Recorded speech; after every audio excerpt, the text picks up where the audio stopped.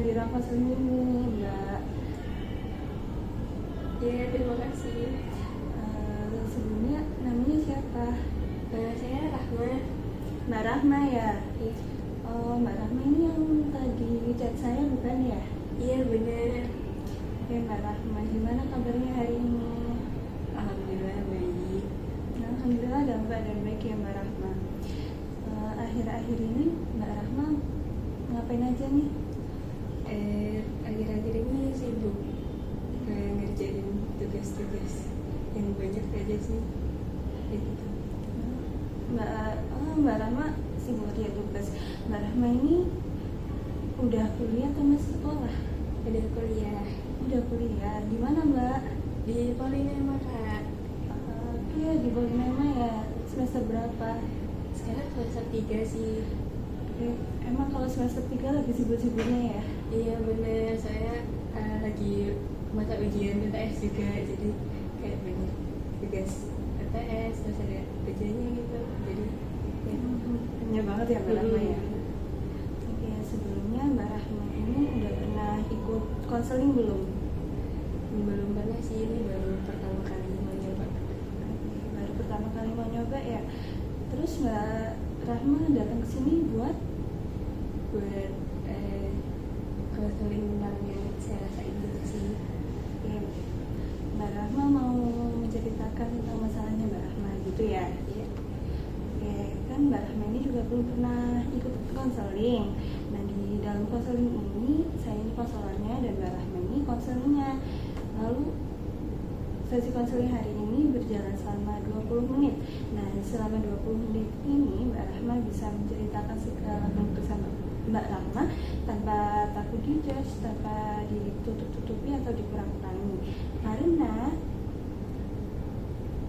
rahasia Mbak Rahma juga akan aman di sini gitu. Baik, siap. Sebelumnya apa ada yang mau ditanyakan lagi Mbak Rahma? Sepertinya sudah cukup jelas sih. Oke, kalau udah cukup jelas, apa tadi duduknya Mbak Rahma sudah nyaman? Sudah siap. Oke, kalau sudah, bisa kita mulai ceritanya atau Mbak Rahma masih perlu waktu? Boleh akan Bisa diceritakan ya Mbak masalahnya? Di sini saya juga izinkan. baik. Jadi permasalahan saya sendiri itu karena akhir-akhir ini kan saya lagi jadwal PTS gitu.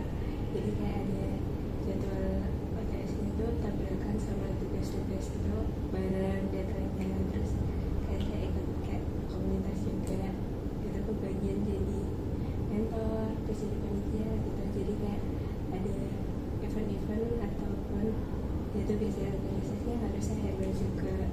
Lagi saya kebagian di PDD, jadi di PDD itu kayak tugasnya banyak banget.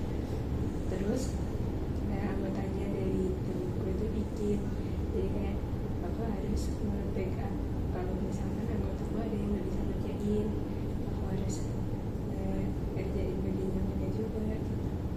Terus kayak ngatur gimana biar cepet selesai sesuai deadline yang udah ditentuin gitu.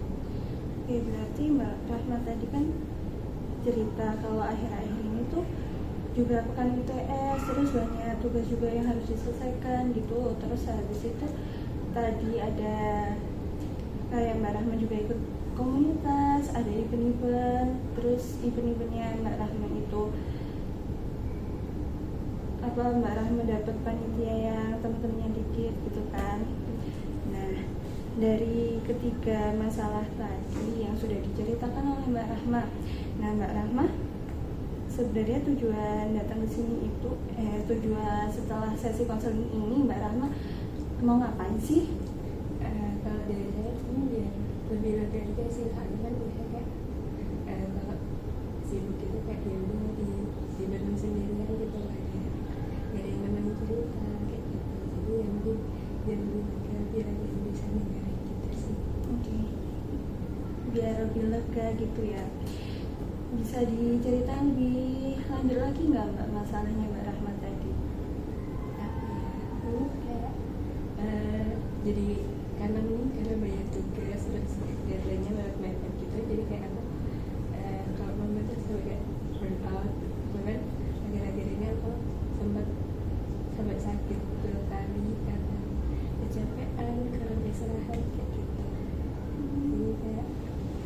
capek banget gitu guys. Oke, tadi Mbak Rahma bilang kalau banyak tugas, terus habis itu jadi burnout, terus habis itu sakit. Nah, Mbak Rahma ngerasa gimana? Ngerasa apakah burnout Mbak Rahma itu udah pernah dialami sebelumnya atau baru pertama kali ini?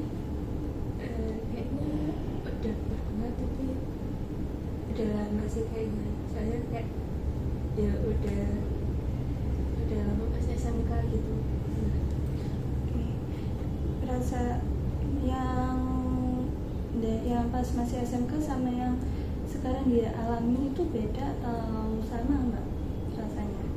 Kayaknya beda sih. Cuma kayak yang sekarang itu lebih rasa pressure-nya saya kayak makin gede gitu, jadi kayak apa ya, lebih kayak ngerasa lebih tanggung jawab, jadi kayak harus semua yang dikasih kabar harus sama benar-benar saya ingin baik gitu, kayak lebih apa ya, terasa di pribadinya aja. Ya, saya bisa mengerti rasanya jadi Mbak Rahma, apalagi pressure yang tadi Mbak Rahma bilang. Nah, pressure yang tadi Mbak Rahma bilang itu seperti apa? Kayak apa ya, tekan gitu sih, kayak kan beda kayak kamu sekarang udah usia segini, udah semester segini gitu, maunya kemana, terus kayak ini kan tanggung jawabnya, jadi kayak ya udah kamu harus nyelesain ini dengan standar segini gitu, kayak jadi kayak makin kebeban aja sih. Baik, berarti Mbak Rahma ini merasa terbebani gitu kan tentang tekanan-tekanan yang diberikan oleh orang lain ke Mbak Rahma. Nah, Mbak Rahma, gimana perasaan Mbak Rahma di bawah pressure itu?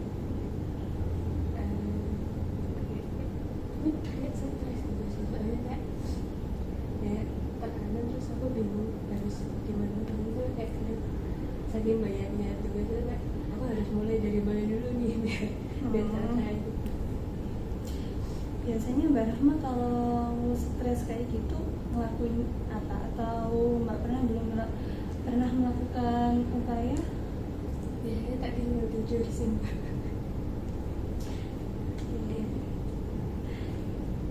Gimana kalau sehabis tinggal tidur itu? Apa lebih kayak lebih lega atau masih tetap sama stres?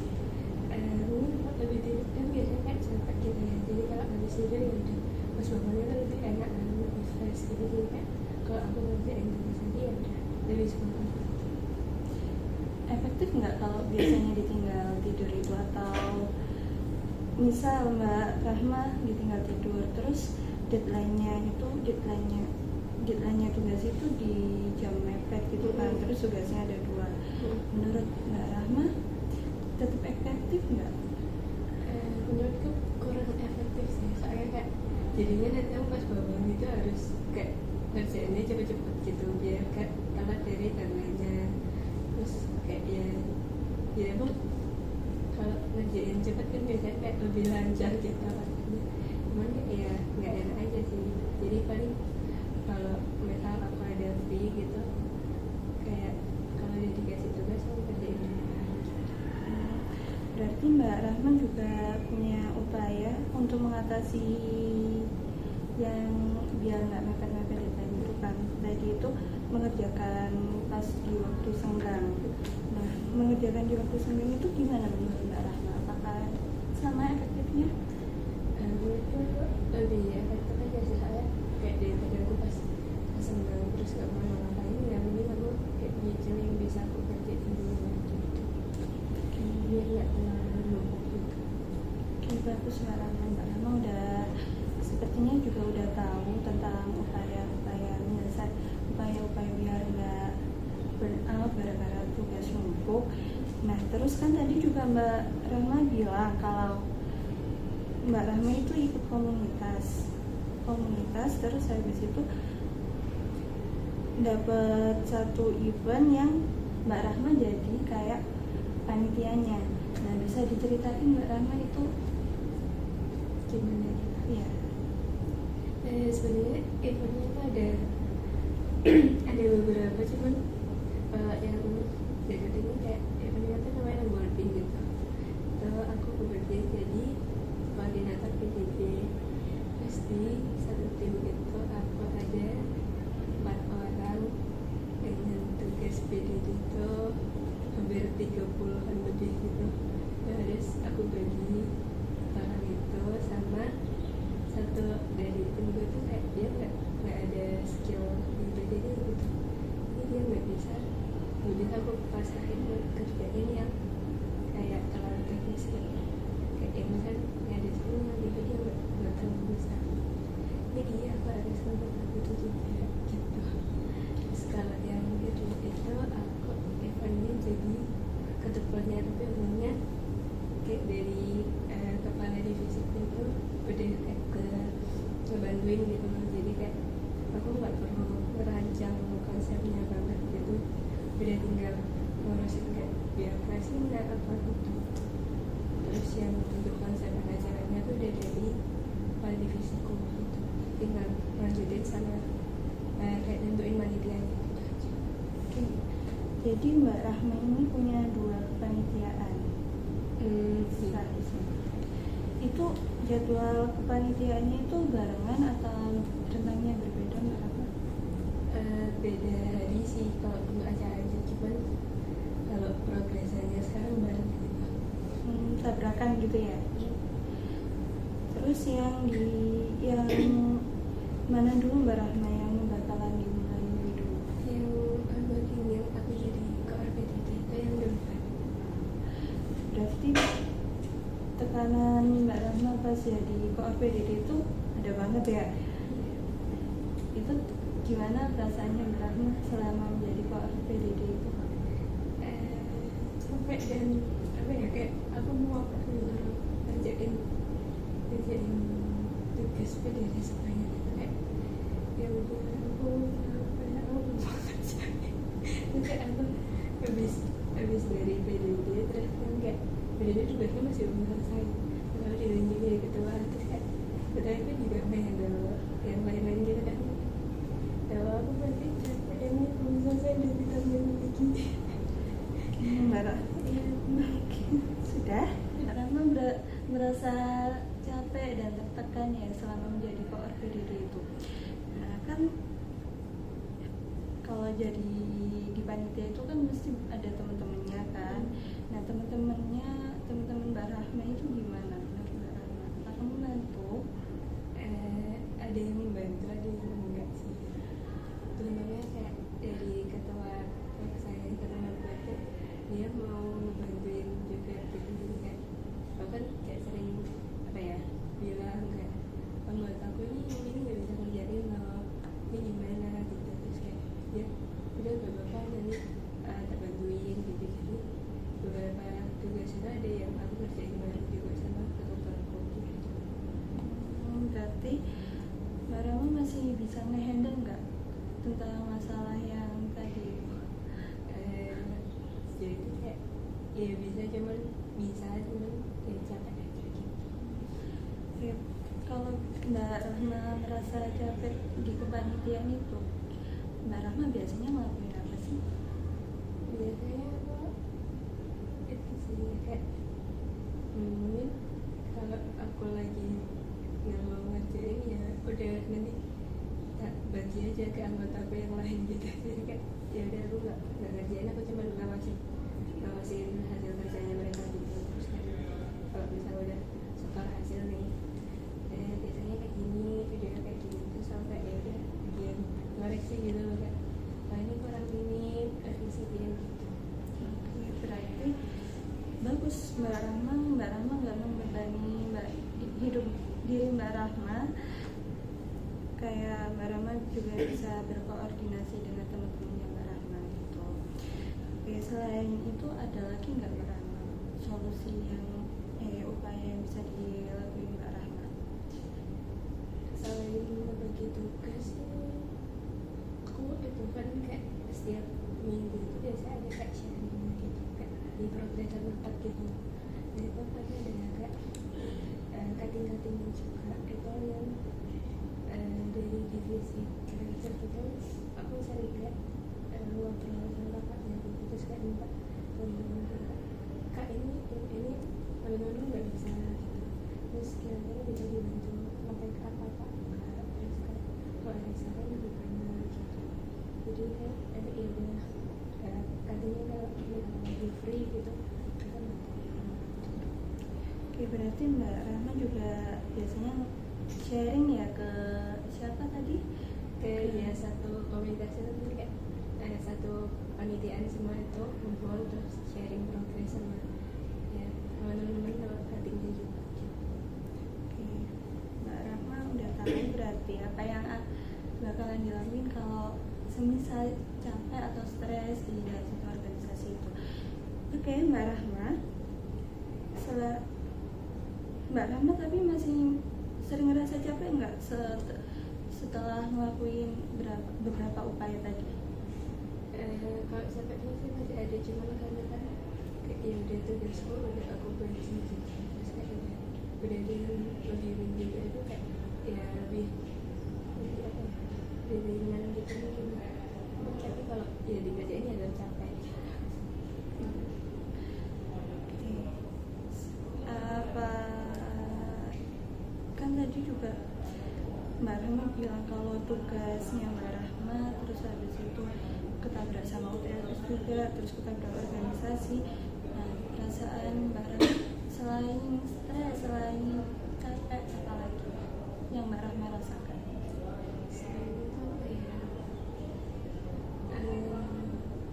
Jessica itu ya kayak lebih ke itu sih apa, jadinya kayak susah ngebagi waktu aku harus karena aku harusnya ATS aku harus kayak belajar spend waktu buat belajar, tapi itu kayak jadinya kalau aku ada waktu free aku nggak bisa belajar ATS, tapi harusnya malah aku ngerjain tugasku yang lain gitu. Jadi sampai ATS-nya kayak jadinya berganti gitu. Berarti Mbak Rahma merasakan kalau jadwal yang udah Mbak Rahma susun tadi keganti gitu ya? Iya, kurang lebih kayak gitu sih. Mbak Rahma itu nggak apa kayak kan tadi Mbak Rahma bilang kalau jadwalnya ganti semua. Nah, gimana cara Mbak Rahma mengatasi itu buat belajar UTS terus juga sambil belajar tugas? Sebenarnya caranya kayak kurang efektif ya, soalnya aku jadinya harus kayak belajar buat bisa ngerjain tugas yang aku belum selesai, atau aku buat belajar materi UTS yang esok harinya gitu. Tapi jadinya kayak aku tidurnya malam banget gitu ya. Jadinya aku kesehatanku nurun, terus jadi aku jadi sempat ngedrop berapa kali sama ya biasanya paginya lebih ngantuk gitu sih. Mbak Rahma merasakan kalau upaya yang dilakukan Mbak Rahma itu kurang efektif ya, terus dampaknya juga buruk gitu ke dalam diri Mbak Rahma. Nah, Mbak, kira-kira langkah atau upaya apa buat mengganti upaya Mbak Rahma tadi yang kurang efektif itu? Mungkin kalau mungkin kedepannya aku lebih bisa kayak ngurangin yang kepanitiaan itu aku kurangin. Jadi kalau misalkan lagi masa ujian jadi aku fokusin buat tugasku sendiri sama ujian aja. Panitiaan mungkin bisa di stop dulu gitu. Nanti kalau udah selesai masa ujian baru aku ikut panitiaan gitu. Oke, bagus Mbak Rahma. Mbak Rahma udah tahu yang akan dilakuin selanjutnya, yaitu menyetop kegiatan kepanitiaan sama mengurangi jadwal itu tadi. Bagus Mbak Rahma sudah tahu langkah awalnya. Selama bercerita tadi, Mbak Rahma sudah mendapatkan apa aja? Mungkin kalau dari aku lebih ke sama karena lebih ke aku cerita terus ada kayak yang berbagi gitu, kayak ya aku didengarin dari awal sampai akhir gitu ya, senang aja sih. Kalau dari ceritanya Mbak Rahma tadi, Mbak Rahma bisa menyimpulkan apa untuk mengurangi burnout-nya Mbak Rahma tadi? Kalau kesimpulannya sih mungkin aku lebih harus apa ya, lebih lebih tahu prioritasnya yang lebih penting itu yang mana. Kalau misalkan kurang penting ya dikurang-kurangin gitu, jangan kayak diikutin semua, nanti jadinya nggak bisa nyelesain dengan baik. Terus kayak aku harus manajemen waktu aku jadi lebih kacau kalau aku itu. Berarti Mbak Rahma tahu apa yang akan dilakukan nanti. Terus kesan dan pesannya yang didapat setelah konseling? Pesan apa ya? Apa sesi konseling ini seru atau Mbak Rahma mendapat kayak pengalaman baru atau ilmu baru mungkin? Mungkin aku jadi lebih berpikir apa aja sih yang sebenarnya udah aku lakuin tuh, atasi masalah aku. Jadi kayak karena kan jadi kayak ditanya gitu kayak udah ngapain gitu, itu sama jadi kayak nge-flashback gitu, aku ngapain ya gitu. Oh ternyata aku udah gini. Terus karena dari kakaknya tadi kayak oh udah bener nih, berarti kayaknya aku jadi kedepannya gini gitu. Kayak lebih apa ya, niatan banget kedepannya apa gitu. Bagus banget. Karena konseling juga udah berjalan selama 20 menit. Nah selama 20 menit ini gimana perasaan Mbak Rahma? Apakah lega? Sudah bercerita? Iya benar. Udah merasa lega ya. Berarti masalah untuk hari ini, sesi konseling ini apa sudah clear? Iya sih.